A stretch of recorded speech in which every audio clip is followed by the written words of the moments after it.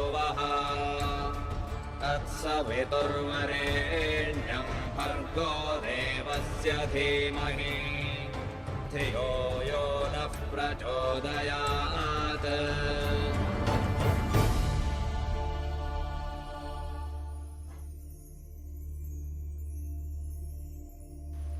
नमस्ते। वेद की शिक्षाएं कार्यक्रम में आप सब लोग के अभिवादन करत हैं जा। उम्मीद है कि आप जहाँ भी होइबा स्वस्थ और सुरक्षित होइबा। आज स्टूडियो में आल हवन डॉक्टर आचार्य सुनील जो न मॉरिशस आर्य रवि वेद प्रचार सभा से आल हवन उनकरा स्वागत करत हैं जा। नमस्ते आचार्य जी। नमस्ते निर्मा जी और जितना दर्शक लोग हवन जा उन लोग के नमस्ते। और भाई धर्म के नेतृत्व में एक कार्यक्रम चला था और तोहर निर्देशन में कार्य आगे बढ़ी। जी तो आचार्य जी आज कौन विषय में बात करब जा? आज विशेष रूप से स्वस्ति मार्ग एगो वेद के मंत्र पर जो आधारित बा। स्वस्ति मार्ग अर्थात स्वस्ति वाचन के एगो विशेष मंत्र है और वो ऋग्वेद से निकलल बा, ऋग्वेद के 5वां मंडल से। जी और मंत्र इस प्रकार से है कि ओम स्वस्ति पंथा मनुचरेम सूर्या चंद्रमसा विव पुनर्ददता घनता जानता संगमे मही। यानी इनका अर्थ का है? एक अर्थ ई है कि पहला स्वस्ति शब्द आवेला और स्वस्ति कोचि है और पंथाम शब्द आवेला, पंथाम कोचि है। तो स्वस्ति पंथा मतलब कि स्वस्ति का जो मार्ग है, जो रास्ता है।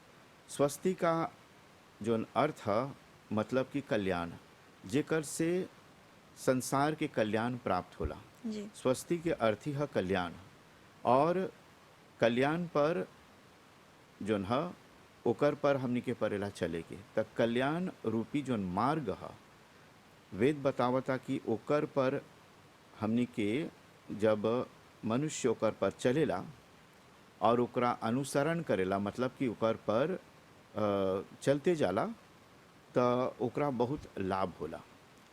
तो स्वस्ति पंथाम अनुचरेम, अनुचरेम मतलब कि वो रास्ता पर चलते रहे के, अर्थात कभी वो रास्ता के त्यागे के नहीं। तो स्वस्ति के मतलब कल्याण और पंथाम के मतलब रास्ता। और मंत्र में आगे बोलता कैसे चलब सन। हाँ तो कबो भी कोनो बात जब बोली लासन तो ओकरा अधिक सरल करे खातिर ओकरा समझावल जाला जी कि बोलब सन कि कैसे चले के। तब बोलब सन धर्म के मार्ग पर चले के या जौन मार्ग हमने के निर्माण करेला जी और हमने के सही रास्ते पर चलावेला ओकर पर चले के। तो एगो उदाहरण देवल गल बा वेद में कि कैसे चले के। तब बोला था सूर्या चंद्रमसा विव, वो बोला था सूर्य और चंद्रमा के जोन रास्ता है, जैसे सूर्य और चंद्रमा जोन मार्ग पर चलेला, जोन अनुशासन से ओकर लोक में ओकर व्यवहार देखल जाला जी हवे व्यवहारवा हमनी के जीवन में अपनाई के चाहेला। अब ओकर में बोले बा सूर्य और चंद्रमा है दूगो जोन तत्व है ओकरा देखिला सन जी कि ई दूगो शक्ति है हमनी के ब्रह्मांड में। अर्थात सूर्य गदबार बोलत है से ना कि कितनी दूरी पर है सूर्य और ओकर किरण कितना समय पर है जा चलावेला। तो सूर्य वो एगो नियम पर चलाता और चंद्रमा के भी एगो नियम है जी और उ लोग के नियम आज ले सृष्टि से लेकर के आज ले बराबर बा। समय पर सूर्य के उदय होना, ओकर अस्त होइला पर ओकरो एगो नियम है। चंद्रमा के जब देखिला सन तो उत्पन्न होला, बढ़ेला, पूर्ण होला, घटेला, फिर से समाप्त हो जाला। फिर से ओकर जोन चक्र है बार बार जारी रहेला। जैसे कि सूर्य बार बार उदय होला और बार बार अस्त होला, बार बार हमने देखिला सन रात और दिन दोनों होता जी और बार बार देखिला सन कि हर एगो ऋतु बदल जाला। अभी जोन बा बहुत गर्मी करता हाँ और ई गर्मी कबो सहन नहीं कर पाइला सन, काहे कि हमनी के शरीर अवसे नहीं बनैले हैं सा। जब हमनी के बोलल गल बा कि जैसे जैसे हमनी अपन शरीर के अपन नियम के ओकरा पूर्ण रूप से ओकरा पालन करब सन तो हमनी के शरीर के शक्ति भी वैसे ही पूर्ण होते जाला। अर्थात जेकरा बोला सन कि समायोजन अर्थात अडाप्टाशन। गर्मी से जे तू अडाप्टे नहीं होइला तो हर बखत जोन बा या कौन खोजबा जी एगो छाँवर खोजबा। अब तन्नी को ना जइबा बाहर में तो एकदम शरीर जोन है हताश हो जाए, अर्थात शरीर एकदम बेकामिल हो जाए और आगे चले नहीं सकबा। काहे? अडाप्टाशन नहीं बा, मतलब कि समायोजन नहीं बा। और जब हमनी के प्रकृति से समायोजित हो जाइला सन, ओकर से बंध जाइला सन, तो ऊ हमनी के रक्षा करेला। ठंड से हमनी ओकर से समायोजन कर लेब सन, ओकर से आबिचे हो जाब सन, तो ऊ भी हमनी के रक्षा करेला। कोई भी स्थिति में हमनी के शरीर ऐसे ही बन जाला जैसे हमनी उ नियमों के पालन कैला सन। तो इस स्थिति में बोला था कि जैसे सूर्य और चंद्रमा नियम पर उदय होला और नियम पर अस्त होला, नियम से बढ़ते जाला, नियम से समाप्त होते जाला। तो इस स्थिति में बोले खो जाता कि सूर्य और चंद्रमा के लेके हजा अनुशासन के बाद बचाता। अनुशासन अर्थात जीवन में सूर्य और चंद्रमा के समान हमनी के अनुशासन में चाहना रहे के डिसिप्लिन। और यदि हर डिसिप्लिनवा हट जाए तब बहुत चीज अस्त व्यस्त हो जाला और हमनी के जीवन दुखमय हो जाला। बस इस स्वस्ति मार्ग से जब हमनी हट जाइला सन तब अनेक प्रकार के जो कष्ट है और दुख है ओकर सामना हमनी के परेला करे के। और यदि उस स्वस्ति मार्ग के नियम पूर्वक यदि हमनी का अपनावत है जा, जैसे सूर्य अपन आप में अनुशासन की वो प्रतीक है। जैसे सूर्य उदय होते ही ओकर आगे हमनी गुड़ जाइला सन तो हमनी के स्वास्थ्य अच्छा बनल रहेला। और उस सूर्य से हमनी के सामंजस्य रखिला सन तो सूर्य के तेज भी हमनी के तेजस्वी बनावेला।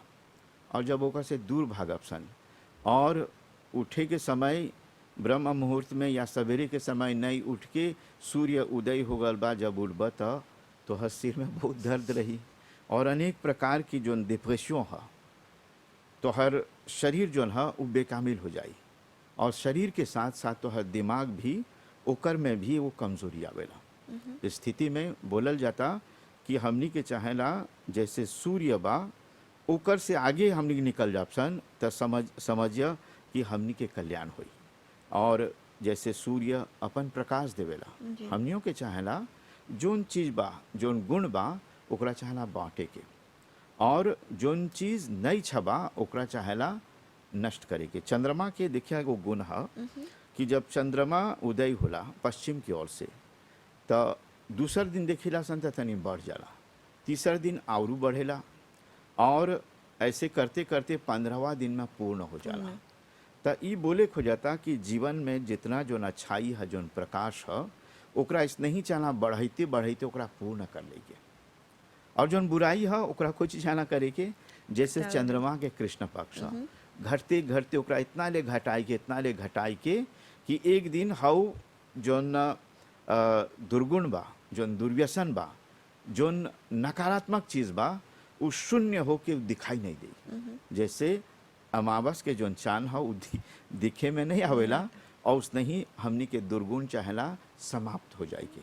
इस स्थिति में वो खातिर सूर्य और चंद्रमा दोनों के हजा उदाहरण दिले बा। याद करिए कि सूर्य में वो गर्मी के प्रतीक है, जीवन में गर्मी की आवश्यकता है और केवल गर्मी ही गर्मी रही तो एगो संतुलन नहीं बनेला, एगो बैलेंस नहीं बनेला।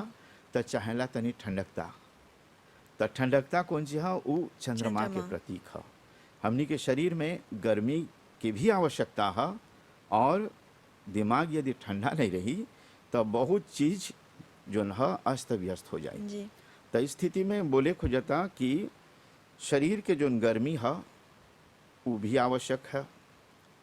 तनी कोनो लड़का देजोत कराता या डिसिप्लिन में नहीं बात पर डांटे के तो डांटब तो तनी सूर्य के गुण का तनी प्रयोग परेला करे के, और जब ओकरा अच्छा से समझेब तो पहला चंद्रमा के गुण प्रयोग करे के, त इस स्थिति में हमनी के जीवन जोन ह एगो सही मार्ग पर चलेला और केवल केवल गर्मी ही गर्मी हमनी के प्रयोग करब सन सर्वत्र, तो हमनी के काम बने के बजाय बिगड़ बिगड़ जाला, सुलझाई के बजाय हमनी उलझ के रह जाला सन। अब एकर में आगे के जोन उदाहरण देवता है जैसे सूर्य चंद्रमा से ले लेली सा जी मैं जीवन के व्यवहार के लिए केकर से लेप सन। हमनी के जोन लोग व्यवहार बा त कोई ना कोई से चाहेला कोनो शिक्षा ग्रहण करे के सूर्य से भी करीला सन, चंद्रमा से भी करत है सर शिक्षा ग्रहण। मैं हमनी के बोला था कि स्वस्ति मार्ग के अनुगामी कैसे बनब सन, कैसे सही रास्तावा के चुनब सन। त मंत्र में बोलल जाता कि पुनर्ददता जानता, पुनर्ददता अघ्नता जानता, तब बोला था संगमे मही। अजा 3 गो चीज के विशेष रूप से उदाहरण देवल गल बा। बोलता पुनर्ददता। अब पुनर्ददता पूछबा का हा? हाँ का है तो स्थिति में बोला पुनर्ददता के मतलब है जोन हमेशा सहायता प्रदान करी। देखा धर्म तोहर से सीनियो बा, जी ओकर सहायता तोहरा मिलते बा अभी ले, और भले से हमनी के सामने में बा, मैं काहे बा पसकी एगो गुरु के समान सहायता दे खातिर। ददता का मतलब पुनर्ददता, बार बार जोन एगो व्यक्ति दूसर व्यक्ति के सहायता करी। और सहायता काहे चाहला करे के, काहे कि हमनी सब में एगो कमजोरी है, वो कमजोरी के दूर करे खातिर एगो सहायता पहुँचाएला सन। एगो विद्यार्थी के ओकर बही कलम नहीं बा ओकरा खरीदे के, मैं जे समर्थ बा ओकरा खरीद के देवता और बार बार ओकर सहायता करता, तो ओकरे वजह पुनर्ददता। ददता एगो अध्यापक अपन विद्यार्थी के बार बार कुछ ना कुछ बताते रहेला, तो वो कौन चीज हो जाला? पुनर्ददता। ददता। अर्थात वो बार बार ओकरा दान देवता, ओकरा कुछ देवता और देते हुए ओकर सहायता पहुंचावता। मैं सहायता कौन दृष्टि से? ताकि आगे चल करके उस सही मार्ग पर चली। चलिए ददता पुनर्ददता, एगो व्यक्ति एगो चीज देवता एगो दूसर स्वार्थ खातिर, तो उ ददता के अंतर्गत नहीं आई। ददता हजा परी बिना स्वार्थ के जी हमनी कोई के सहायता करत है सब, और कोनो में कोनो रूप से एगो दान देवत है जा, तो एगो यज हो जाला अपन आप में। तो इस स्थिति में देखिला सन कि जीवन में यदि हमनी एक दूसरे के सहायता नहीं पहुंचावत है सब, तो इंसान की कोटि में नहीं आप सन। ई खातिर सहायता जोन है ई देव कार्य है। और आगे कौन ची बा जाने के? अधनता अघ्नता।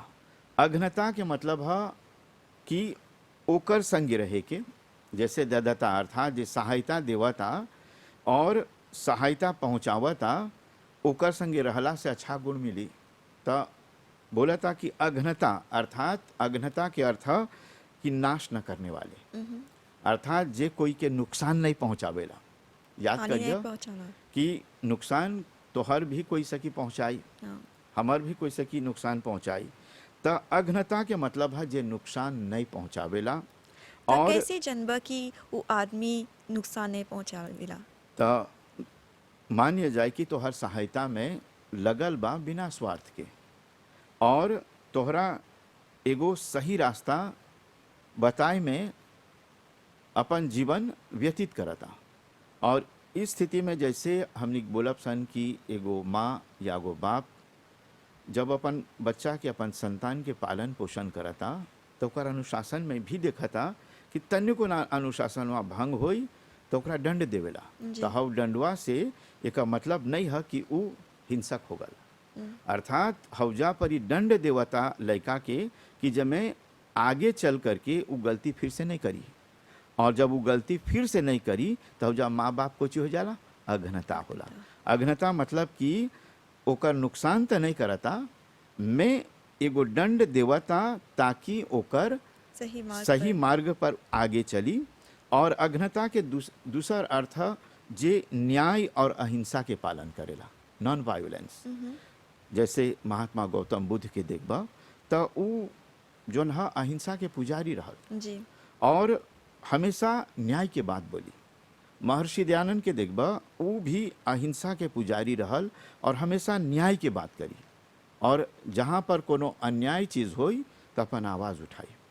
तो स्थिति में हमने देखिला सन कि जोन व्यक्ति न्याय और अहिंसा के मार्ग पर चलेला वो अघ्नता कहलावेला और अघ्नता अपन आप में एगो अनुशासन है। तो जब हमनी ऐसन व्यक्ति जोन कोई के नुकसान नहीं पहुंचावता, जोन जितना जोन काम करता ओकर जोन परिणाम है अच्छा ही निकलता, तो ओकर संगत में रहे के जोन है एगो व्यक्ति के बड़ा ही अच्छा फल मिली और ओकर मार्ग भी यदि वो एगो दूसर मार्ग पर एगो बुरा मार्ग पर जाता तो अघ्नता और ददता के संगे रही तो ओकर मार्ग बदल जाला। और जोन तीसरा शब्द आवेला वो जानता। जानता अब जानता यदि हिंदी में बोलब सन ये संस्कृत शब्द है। जी जानता जब बोलब कि मैं जानता हूँ तो हम जानीला, हाँ तो जानता का मतलब है जा परी ई है विद्वान के साथ, अर्थात जो संत है सन्यासी है जोन जाने होला है ओकर साथ। जाने के मतलब ई है कि केवल ज्ञान से ही नहीं बल्कि व्यवहार से भी वो जानता। अब बोलब कि हम जानीला पकाई तो हम पकाईवा के तोहरा व्यवहार में भी चाहना जाने की। बोलब मान लीजिए कि खिचड़ी बा पकाई के आज, अभी हाल ही में हमने के जोन पर्व गल संक्रांति ओकर में खिचड़ी पकाई के बा, तो केवल बोलबा कि खिचड़ी है या लिख के बोलबा ई खिचड़ी है, तब व्यवहार में तो नहीं है, वो तो कागज में लिखल बा। मैं जब व्यवहार में बोलत हुआ कि हमरा आवेला खिचड़ी पकाई और जब ओकरा सब तीनों के मतलब कि जोन दाल बा चावल बा ओकरा पानी उदाल के नीमन से ओकरा बना देला और जब परोसत हुआ तो ओकर में नमक आदि बा तो स्वादिष्ट होला और खाई होला के बोली कि बढ़िया खिचड़ी बा। तो हजा पर ही जानता के मतलब है कि जाने होला, अर्थात जब भी हमनी कोई से पूछब सन तो चाहे ना हमनी के जाने के कि केकर से पूछब सन। हर एगो व्यक्ति से नहीं पूछेला। अब मान लिया जाए कि भाई धर्म तनी अस्वस्थ हो गल बा, तो जब अस्वस्थ हो गल बा तो जोन पहला जाए मिनिस्टर आसाते से नहीं जाए पूछे कि हम मलाद हैं हमरा अच्छा कर दा, ओकरा चाहेला एगो दुखते के जाए। यदि सिर दुखाता तो चाहेला उ दुखतिया लागे जाए कि जोन ओकर इलाज करेला। अब नेक मिनिस्टर आसाते में जाके बैठल रही तो ऐसकी भाई धर्म अच्छा होई नहीं अच्छा होई, तो ओकरा चाहेला हौजा न जाके सही जगह पर जाइए। और सही जगह कौन सी है जानने वाला के है जो नाप तो पुरुष है उ एगो डॉक्टर है। तो उ डॉक्टर जोन बा उ चिकित्सक जोन बा उ इलाज करी। और विशेष रूप से कोनो एगो बात के हमने जाने खोजत है सा तो हमने ई चाहिला सन कि ओकर जानकारी से ही भेंट करेके। और जेकर जानकारी नहीं है ओकर से पूछबा तो वो कुछ नहीं बताए। अब यदि वो किसान बा तो ओकर कौन जोन है कौन अन्न या कौन सब्जी कब बोई के हा कब निकली तो ओकर से पूछबा तो ओकर जानकारी ओकरा पूर्ण रूप से रही। अब सब्जी के बारे में उगाई के बारे में कोनो डॉक्टर से पूछला तो सकेला कम जानी में ज़्यादा नहीं जानी। तो इस स्थिति में जानता मतलब कि विद्वान के साथ रहला से कोची होला। बोला था संग में मही ई लोग के सत्संग में रहला से मतलब कि हजा संग में मही सत्संग। तो बोली रासन ना बिन सत्संग विवेक न होई। विवेक का मतलब है वो ज्ञान जोन है हमनी के नहीं मिली। और भरपूर ज्ञान जो उत्कृष्ट ज्ञान है वो सत्संग अर्थात संग में मही अर्थात एकर संग रहला से ही जोन है हमनी के प्राप्त होई। तो चाहे वो ददता है अर्थात दान दे होला है सहायता पहुँचाई होला है या जोन न्याय के मार्ग या अहिंसा के मार्ग में चले होला व्यक्ति है या विद्वान व्यक्ति है उ लोग के संग में रहला से एगो अच्छा व्यक्ति के संग में रहला से हमनी के अच्छाई मिलेला। जी।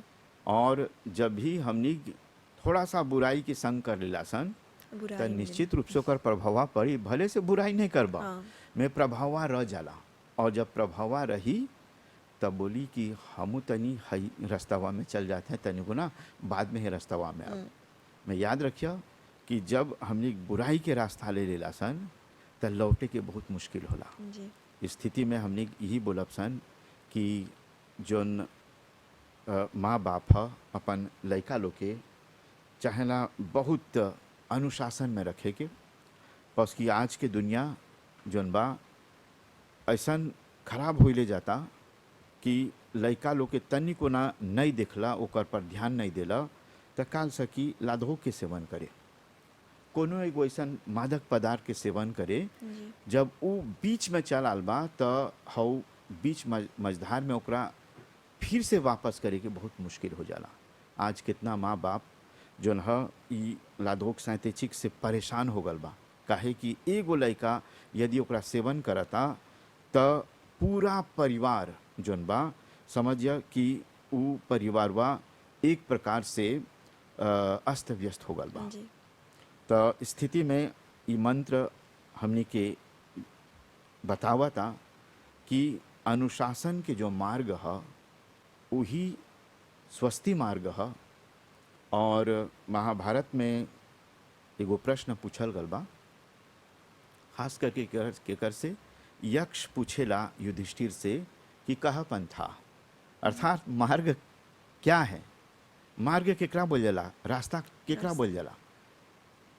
तो ओकर में युधिष्ठिर उत्तर देवेला कि महाजनो ये न गतः सपंथा, अर्थात जेकर पर महान पुरुष, जेकर पर दिव्य पुरुष, जेकर पर है तीनों व्यक्ति के जोन चर्चा करें सो वो लोग चल ले लेबा तो वही मार्ग बन जाला।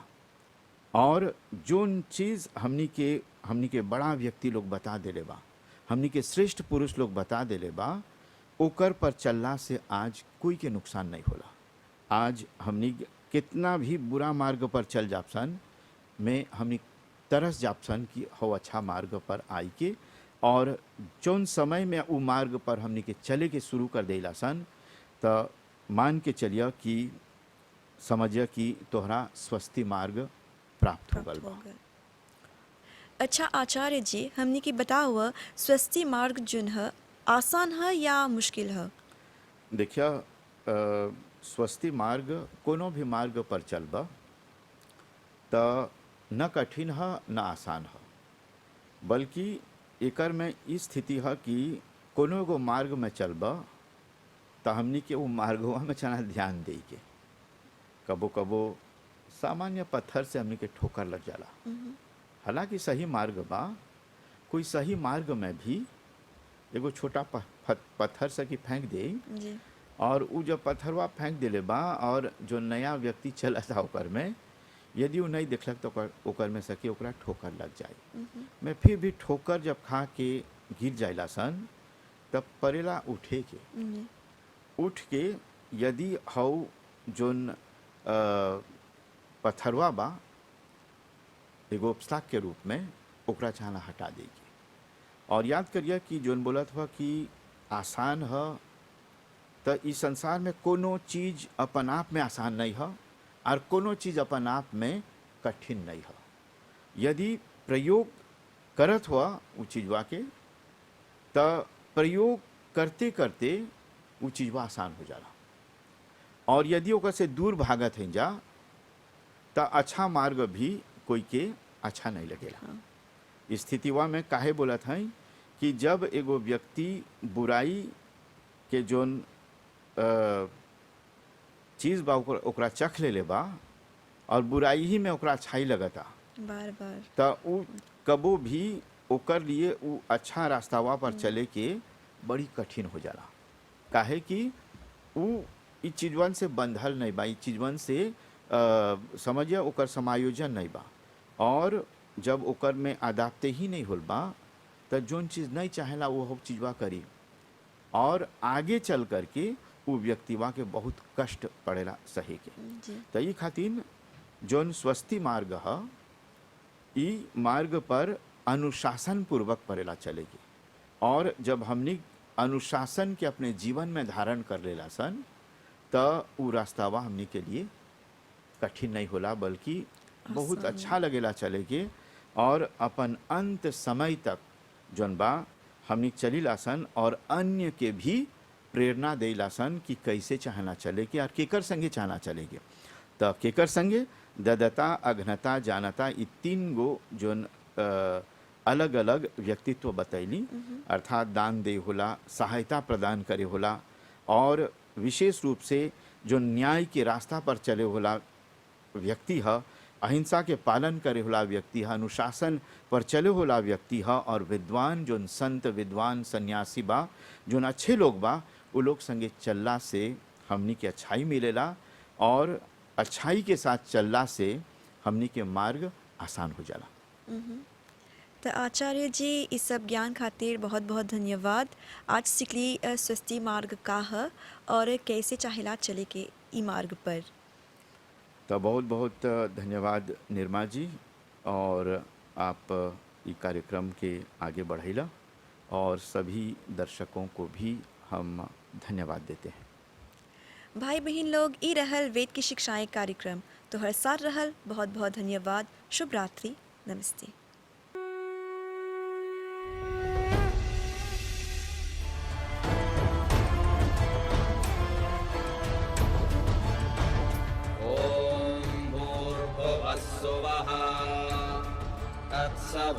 तत्सवितुर्वरेण्यं भर्गो देवस्य धीमहि धियो यो नः प्रचोदयात्।